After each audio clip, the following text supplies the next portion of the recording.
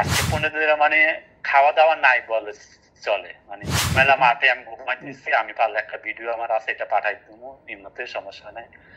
হ্যাঁ হ্যাঁ হেরামে দেখেন না রাস্তাঘাটে মাসে ঘুমায়। আচ্ছা আচ্ছা দেখছেন কিনা জানি না, বুঝতে পারছি। এখন তো মানুষে ঘুমায়, আমি তো 4টা মাস ঘুমাইছি এখানে। আমার চেহারা, স্বাস্থ্য, খাবার দাবার কোনোটাই নাই। এমনকি আমি যে বাড়ি থেকে একটা কিছু করবো সেটা আমার সম্ভব না। ভিটা বাড়ি বিক্রি করে একমাত্র আমার বাড়ি ছাড়া আর কিছু নাই। আপনি সমস্যা হবে না, আপনি চাকরি হয়ে যাবে 50,000 30,000 ভাই। আসলে কি কোন বিদেশ বাড়ি কারো আত্মীয় থাকেও নাই, এরকম অবস্থা আর কি। লাভ নেই, এরকম আর কি। নিজে বাঁচলে সবকিছু ভাই, এরকম অবস্থা। 3 লক্ষ টাকার প্রবাস জীবন কি আপনাকে সুখ দিতে পারছে, নাকি আপনি দালালের খপ্পরে পড়ে আপনার জীবন সর্বশান্ত করতেছেন? তো এরকম হাজারো প্রবাসী আছে যারা কিনা এই দালালের খপ্পরে পড়ে তাদের জীবনটা শেষ করে দিয়েছে। তো আজকে এমনই এক ভাইয়ের সাথে কথা বলবো, যদিও তাকে ভিডিও কলে আনার চেষ্টা করেছি। সে মরুভূমিতে থাকার কারণে ওইখানে নেটওয়ার্ক খুবই প্রবলেম, তাই আমি তাকে সরাসরি মোবাইলে ফোন দেব এবং তার থেকে জানার চেষ্টা করবো আসলে সেই প্রবাস জীবনে কেমন আছে এবং বর্তমানে সে কোথায় আছে। তো আমি কল দিচ্ছি, আপনারা একটু ওয়েটিংয়ে থাকেন, দেখি তার মুখে শুনবো সে কেমন আছে বর্তমানে। রিং হচ্ছে, একটু ওয়েট করেন। হ্যালো, আসসালামু আলাইকুম। ওয়ালাইকুম সালাম, কেমন আছেন ভাই? কেমন আছেন ভাইয়া?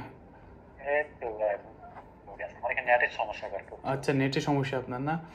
তো আমি আপনার মানে কলটা রেকর্ড করতেছি এবং আমাদের ফেজে বিভিন্ন জায়গায় দিব। তো আপনি যদি বলেন, ঠিক আছে? হ্যাঁ হ্যাঁ, সেই জন্য রাখুন, সমস্যা নাই। আচ্ছা ঠিক আছে। তো আমি আপনার নামটা যদি বলেন এবং কোত্থেকে বলতেছেন এবং দেশের বাড়ি কোথায় যদি বলেন। আমার দেশের বাড়ি সিলেটে, আমার নাম নুরুল ইসলাম। আপনি যে প্রবাসে আসছেন, এখানে যে প্রথম থেকে আসা এবং কিভাবে আসছেন এগুলো যদি আমাদের সাথে শেয়ার করতেন। আচ্ছা বলতেছি তাহলে। আমি সৌদি আরবে আসছি আজকে 1.5 বছর চলতেছে। জি। তো এক দালালের মাধ্যমে আসছে, ওর দেশের বাড়ি বরিশাল। আচ্ছা। তখন যখন আসছি তখন দালাল দেখা পাইছি, প্রথম কয়েকদিন ভালোই ছিল, পরে আর কোনো সাক্ষাৎ টাক্ষাৎ নাই, আমার কাজকর্ম নেই। আমি মক্কা তো চিনেন কিনা যাই না, হেরাম বলে আমি 4টা মাস ওইখানে ঘুমাইছি। জি জি। মানে মাঠের মধ্যে অনেক কষ্ট, মানে কি বলবো ভাই, এগুলা তো নিজের চোখে না দেখলে কিছু করা যায় না। আচ্ছা আচ্ছা। এখানে থাইকে আমি একটা কাজ মানে জুগাইছিলাম আবাসিক হোটেলে মক্কাতে। আচ্ছা। তো এগুলো তো ক্ষণিকের জন্য। আচ্ছা, ওই সিজনাল যে আবাসিক হোটেলে যে কাজগুলো পাওয়া যায়, মানে যে সময় সিজন কাজ করছি, করার পরে আবার এক দালালের মাধ্যমে এখানে বলছে এক্সট্রাতে কাজ দিব। এখন এমন এক জায়গা নিয়ে আসছে ভাই, আচ্ছা, কল্পনার বাইরে আর কি। একা থাকা, একা খাওয়া, কাজ তো যেমন তেমন, মানে আমার খাওয়াটা থাকাটা বেশি কষ্ট। বিশ্বাস করবো কিনা যায় না ভাই, আমার খুব কষ্ট হইতেছে। আজকে 15 দিন মানে খাওয়া দাওয়া নাই বলে চলে। মানে কি বলবো, 15 দিন থেকে খাওয়া দাওয়া নাই, আপনি কিভাবে আছেন?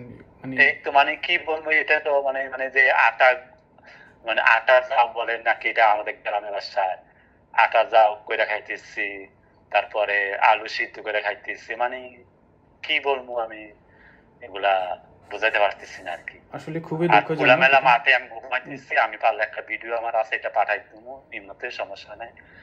মানে খোলামেলা মাঠে খুব প্রচন্ড বাতাস। আচ্ছা, আপনি যদি আমাকে একটু বলেন কত টাকা দিয়ে আসছেন, যদি সবার উদ্দেশ্যে একটু বলেন তাহলে অনেকেই উপকৃত। ভাই আমাকে তো বলছে আকামা দেওয়া সহ 5 লাখ টাকা দিয়ে, 5 লাখ টাকা দেওয়ার জন্য। তবে আমি 5 লাখ টাকাই দিচ্ছি, কিন্তু আকামা পাই নাই। 3 মাসের আকামা দিচ্ছে। এটা তো এখন আপনার সাথে কথা হয়েছে কত, 1.5 বছর নাকি 3 মাসে? হ্যাঁ 1.5 বছর উপরে উঠে গেছে। মানে 1.5 বছর 12 মাসের আকামা, 3 মাসে যেটা ফ্রি, টোটাল 15 মাস। আচ্ছা। হ্যাঁ হ্যাঁ হ্যাঁ, 15 মাস। তারপর কি হইলো? আপনি বিষয় নিয়ে আসলেন, তারপর ওখানে রিসিভও করা নাই কেউ নাকি আপনি যার কাছে আসলেন? না, রিসিভ করছে, কয়েকদিন ভালোই ছিল। দালালের বাড়ি তো বরিশাল।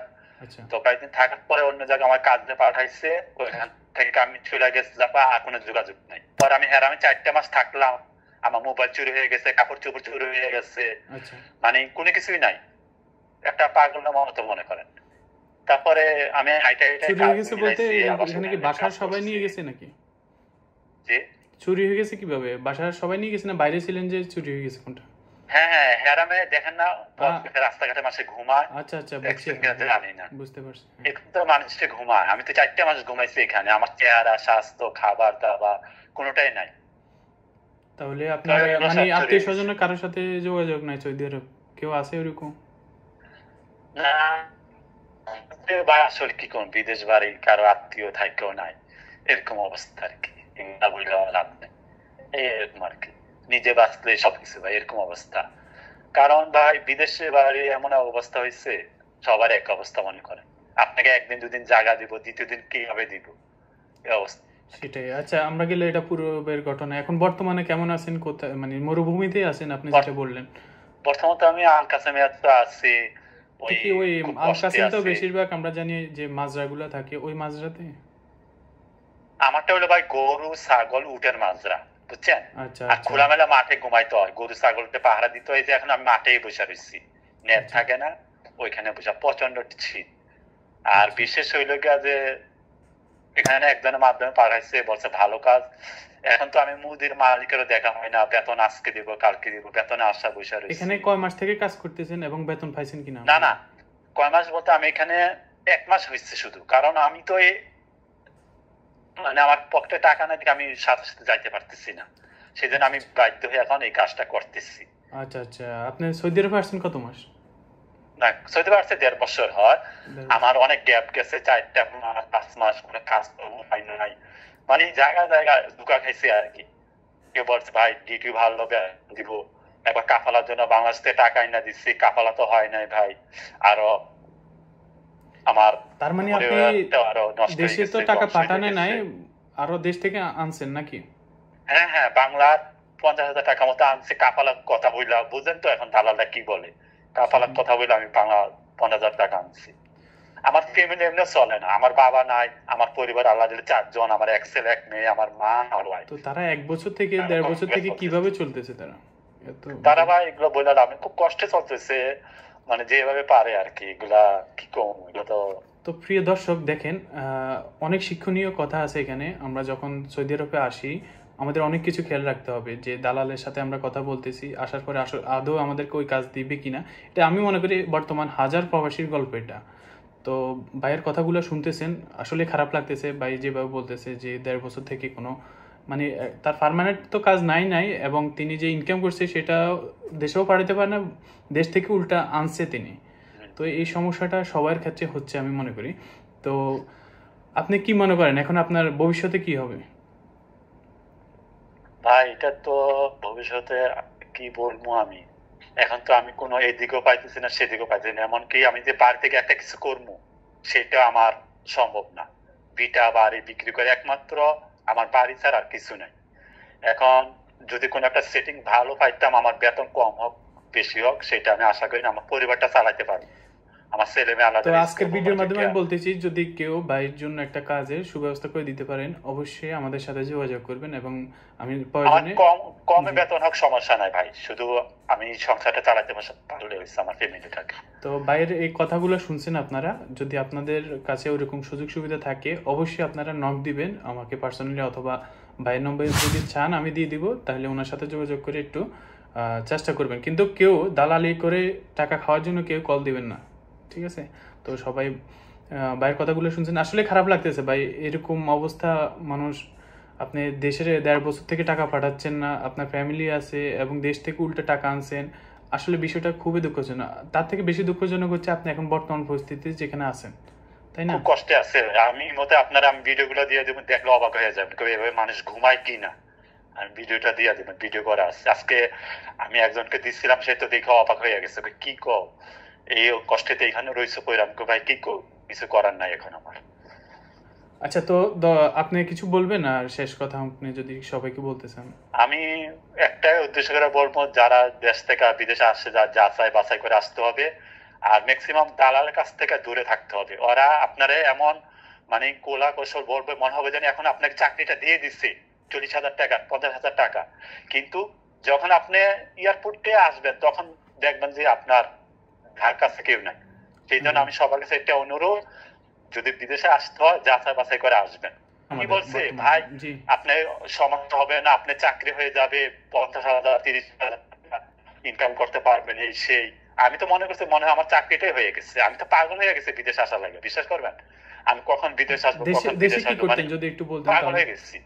দেশে আমি ভালো ব্যবসা বাণিজ্য করতাম, কিন্তু ওই যে বিদেশে আসা, ওই যে ব্লু লালসা, বলছে যাই দেশে এটা বড় শিক্ষা। আমরা দেশে থেকে বাড়ি মনে করি বিল্ডিং যে কইরা। বিদেশে অনেক সুখের, এরকম হাজারো মানুষ আছে যারা কিনা দেশে ব্যবসা আছে, ভালো একটা অবস্থানে আছে, কিন্তু মানুষের প্রলোভনে পড়ে হ্যাঁ তারা হ্যাঁ হ্যাঁ, চলে আসে। আসার পরে তখন বুঝতে পারে আসলে যে এই তো বিদেশটা। ভাই, জি।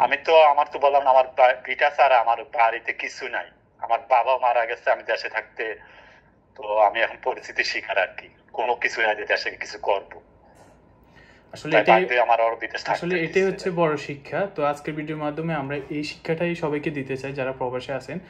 আসলে হাজারো প্রবাসীর গল্প এটা আজকে। প্রতিনিয়ত এই ঘটনাগুলো ঘটতেছে এবং তারা প্রলোভনে পড়ে সৌদি আরব আসতেছে। বর্তমানে আমি যতটুকু জানি সৌদি আরবে আমাদের ডাইরেক্ট ভিসা এগুলা নাই বললে চলে, সবগুলো দালালের মাধ্যমে সাপ্লাই ভিসা। এই তো ভাই, হ্যাঁ এখন এইগুলো চলতেছে। তো আপনাকে যতই মধুর কথা বলুক, আপনি অবশ্যই যাচাই বাছাই করে আসবেন।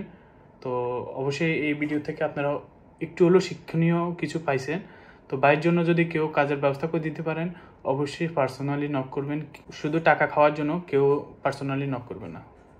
তো ভাইয়া ভালো থাকবেন, সুস্থ থাকবেন। দেখি আপনার জন্য যদি কিছু করতে পারি, নিজেরও ওকে ভালো ভাই, লাগবে। ধন্যবাদ, ঠিক আসসালামু আছে, আলাইকুম, ভালো থাকবেন। ওকে। তো প্রিয় দর্শক, আপনারা দেখছেন তিনি তার কথাগুলো আমাদের সাথে শেয়ার করেছে। তো আমরা এরকম প্রবাসীদের জীবনের গল্পগুলো সবার সামনে উন্মোচন করতে চাই, আসলে প্রবাসীরা কেমন আছে।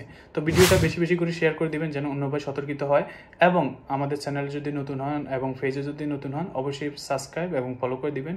আর ভিডিওটা বেশি বেশি করে শেয়ার করে অন্য ভাই যেন সচেতন হয়। সবাই ভালো থাকবেন, সুস্থ থাকবেন। আল্লাহ হাফিজ।